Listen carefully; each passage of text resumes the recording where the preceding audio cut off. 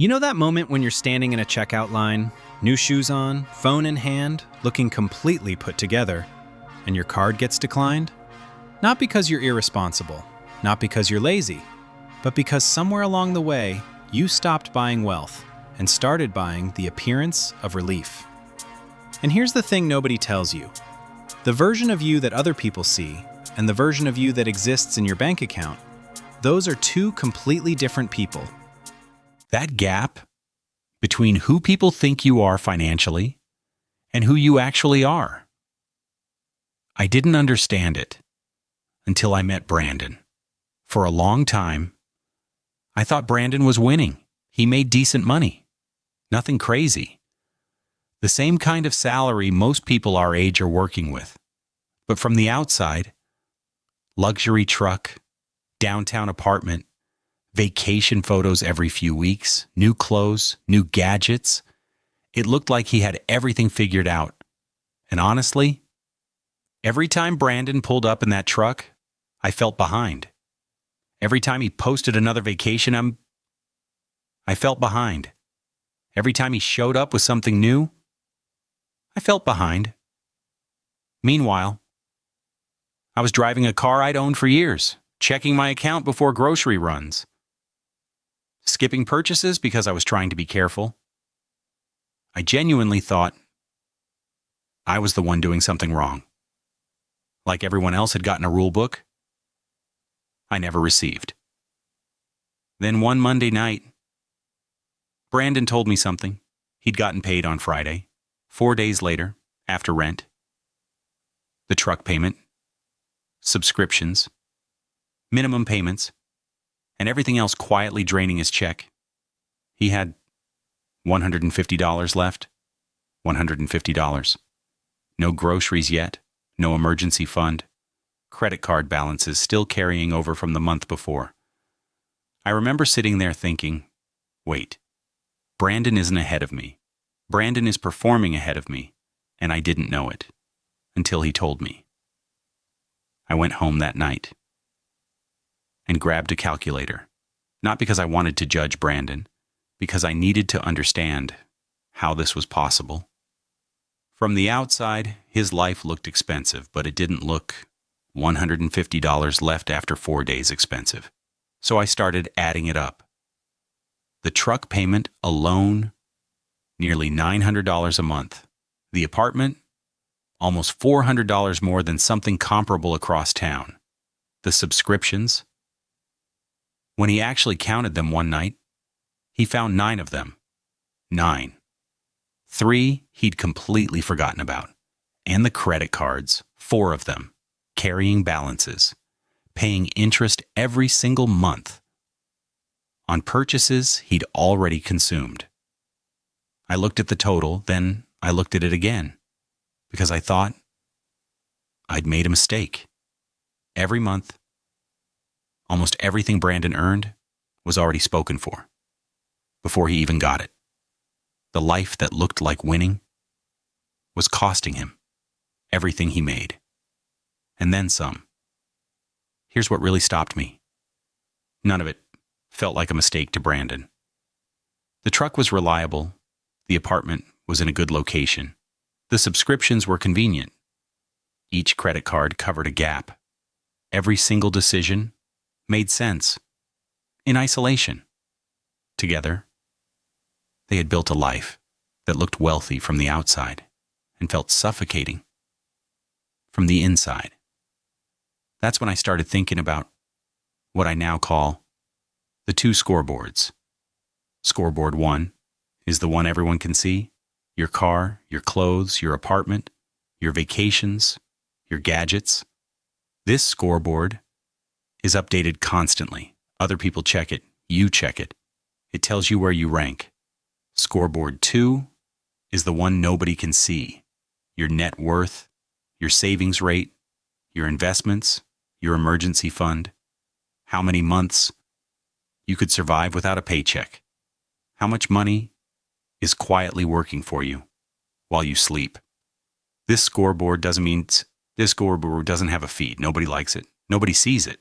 But it's the only scoreboard that actually determines where you end up. Brandon had been pouring everything into Scoreboard 1. Every raise, every bonus, every extra hour he worked, it went directly into maintaining and upgrading the life people could see. Scoreboard 2 hadn't moved in years. And the brutal part? Nobody told him that was a problem, because from the outside, he looked like he was doing great. The people around him saw the truck and the apartment and thought he was winning. His family thought he was doing well. Even Brandon, on some level, felt like he was okay because the image was intact. The scoreboard nobody could see was the one silently losing. I want to tell you about someone else. Alex.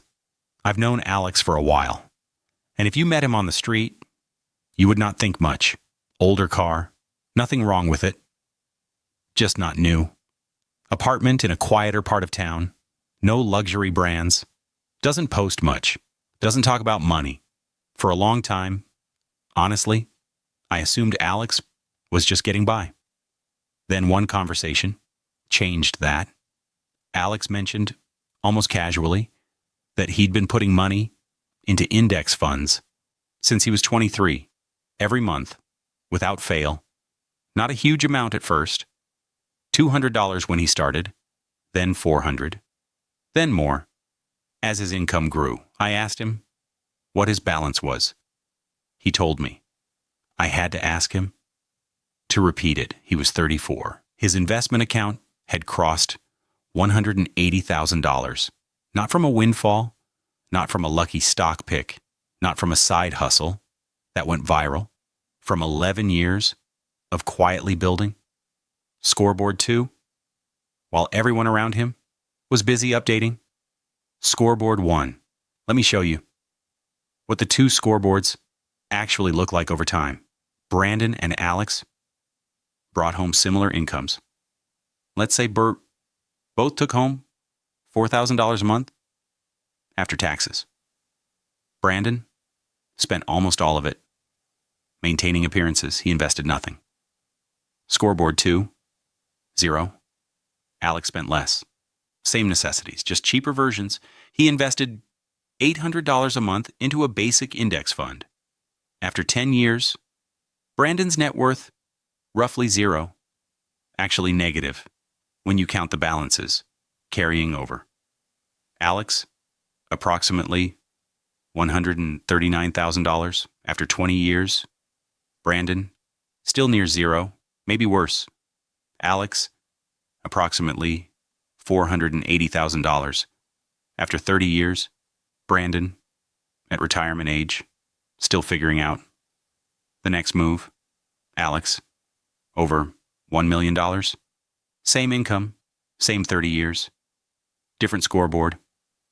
That's not a small difference. That's the difference between working because you want to and working because you have to.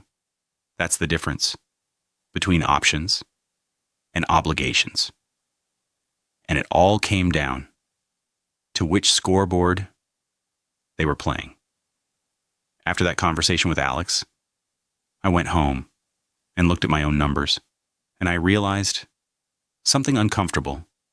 I had been watching Brandon's scoreboard, feeling behind on Brandon's scoreboard, making decisions, small ones, quiet ones, based on Brandon's scoreboard. A scoreboard that, as it turned out, Brandon himself was losing on. I had been racing toward the wrong finish line. The car I was embarrassed about, it was paid off. The purchases I was skipping, that was discipline, not failure. The careful way I was living, that wasn't falling behind. That was quietly building the only scoreboard that was ever going to matter. Here's what I know now.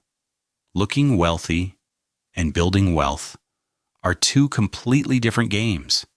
And almost everything about modern life, social media, advertising, the way we talk about success, is designed to make you care about the visible one.